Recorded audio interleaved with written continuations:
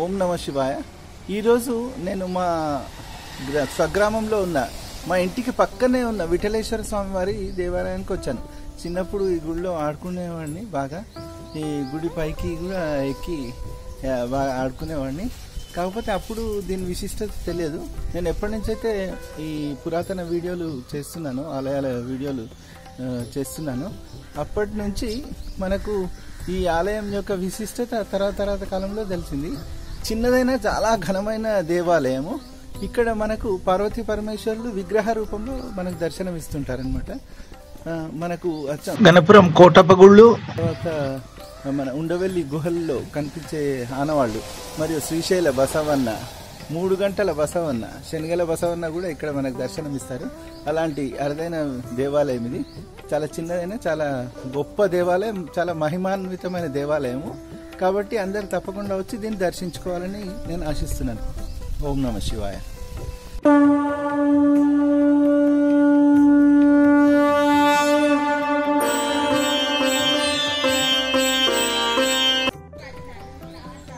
ఇది దేవాలయము. ఈ దేవాలయానికి అన్ని దేవాలయాలకు ఉన్నట్టుగా నవరంగ మంటపం ముందట లేదు. గర్భాలయము, అంతరాలయం మాత్రమే ఉంది. గర్భాలయము, అంతరాలయము, కళామంటపము, ఈ 3 ఉన్నాయి.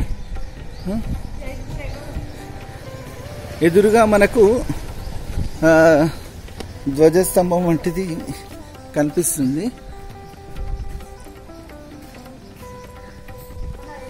నందీశ్వర స్తంభం ఉంటుంది కదా, దానికి ఇక్కడ ఎదురుగా నాగరాజు ప్రతిమ ఒకటి చెక్కబడి ఉంది.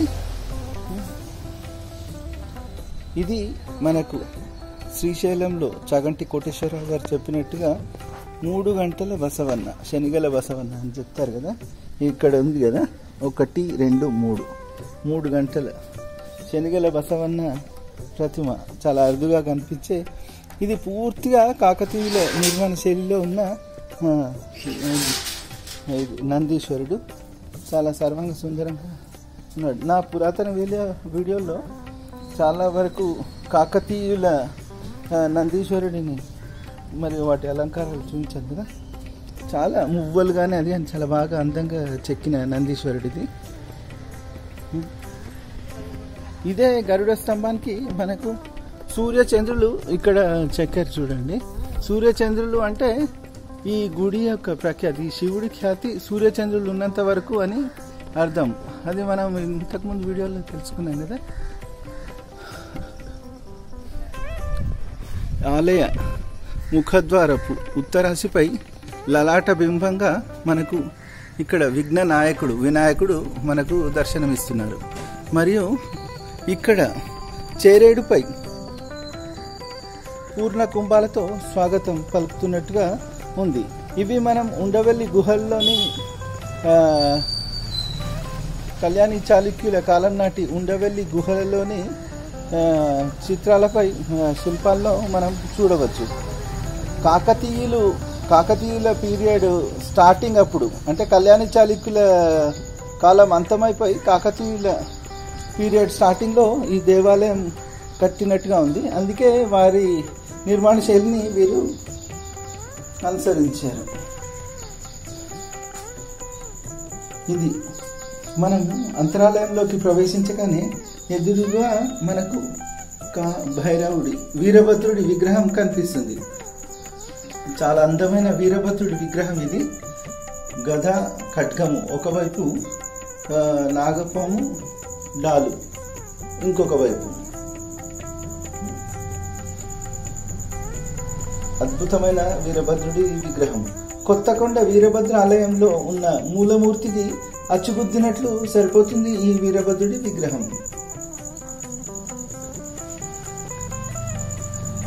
కూరమీసాలతో కిరీటము, పూర్ణాలంకృతుడైన పూజకీర్తులు, మణిమేఖలతో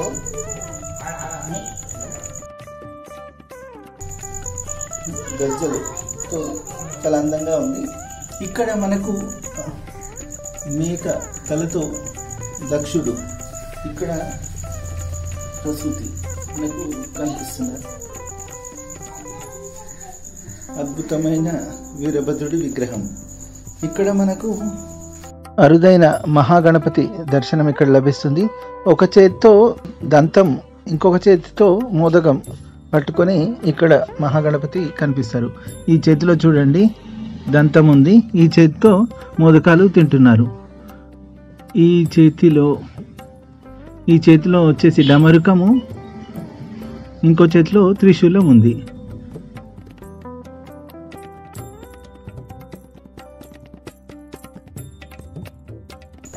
ఇక్కడ నాగపాలతో ఆనంద గణపతి మనకి ఇక్కడ దర్శనం ఇస్తున్నారు.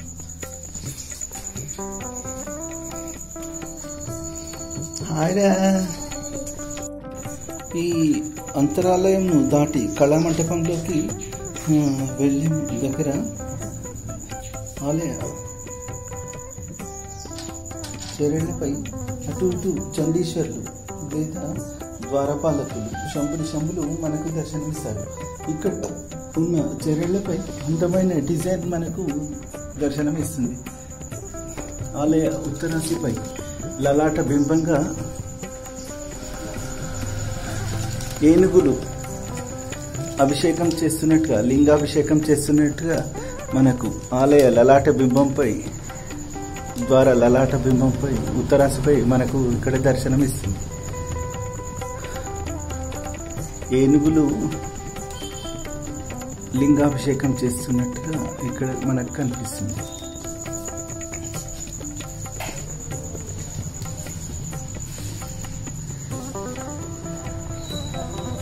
మనకు కళామందిరంలో మనకు లింగ రూపంలో సదాశివుడి దర్శనం ఇక్కడ లభిస్తుంది.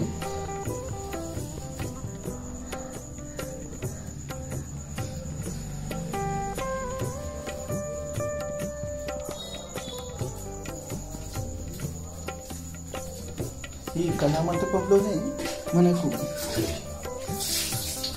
ఇది విఠలేశ్వర మందిరం కాబట్టి విఠలేశ్వరుడు, రుక్మిణి, తర్వాత పక్కనే సదాశివుడి ఉత్సవ విగ్రహాలు ఇక్కడ 3 కనిపిస్తాయి. ఇదే కళామంటపంలో మనకు గరుడాళ్వార్ దర్శనం ఇక్కడ లభిస్తుంది. ఇదే కళామంటపం పైకప్పు భాగంలో ఉన్న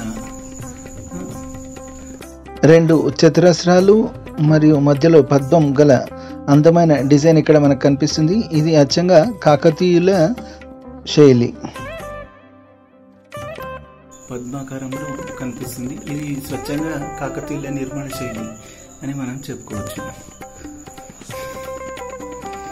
ఇక్కడ గర్భాలయం, అంతరాలయం, కళామంటపం దాటిన తర్వాత ఉన్న గర్భాలయంలో మనకు చాలా అరుదుగా కనిపించే, మనకు ఎక్కడ కూడా సదాశివుడు లింగ రూపంలో దర్శనమిస్తాడు. కాకుంటే ఈ గుడిలో మాత్రం పార్వతీ పరమేశ్వరుడు విగ్రహ రూపంలో మనకు దర్శనమిస్తూ ఉంటారు. అరుదైన పార్వతీ పరమేశ్వరుడు దర్శనం.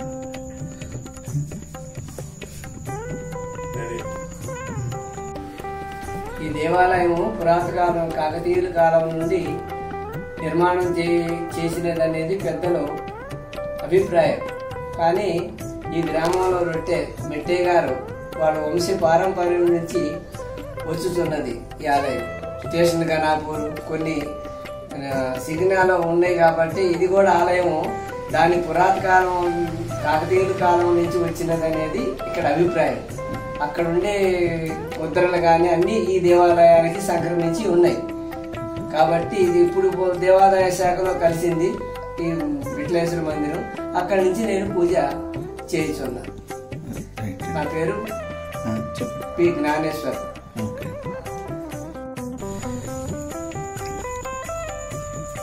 ఓం నమః శివాయ.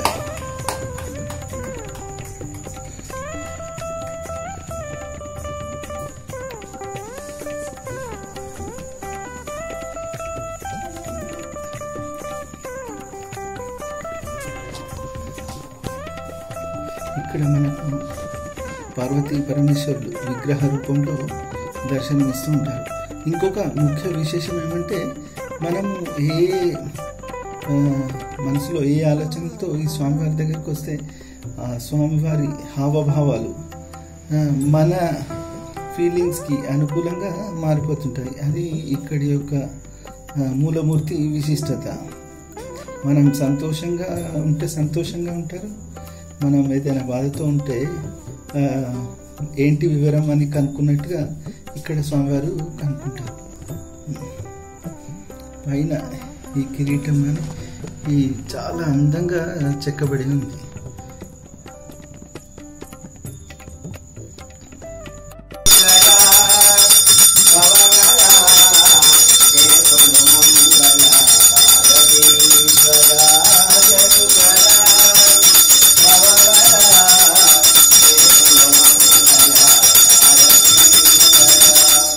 పంచముఖాత్మకాలింద్రదేవ పంచాగ్రేశాది నాశక దేవ పంచాక్షరి నాయక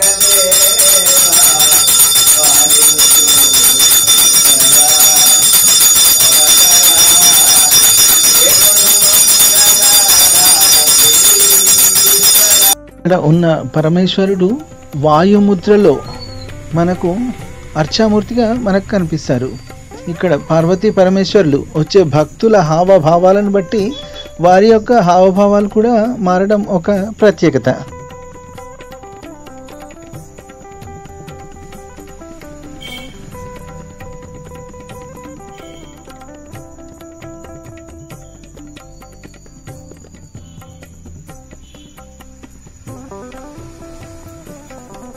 ఇక్కడ స్వామివారికి నెయిల్స్ ఉన్నాయి కదా, నెయిల్స్ కూడా చాలా నీట్గా చెక్కారు.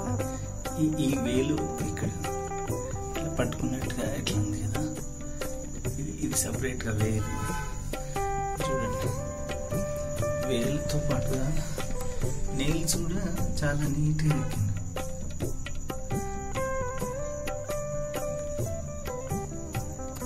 నెయిల్స్తో సహా ఎంత పొడుగు ఉంది చూడండి స్వామివారి నెయిల్స్. చాలా అందంగా ఇక్కడ పైన ఉంది. ఇది విగ్రహం యొక్క ప్రత్యేకత అన్నమాట.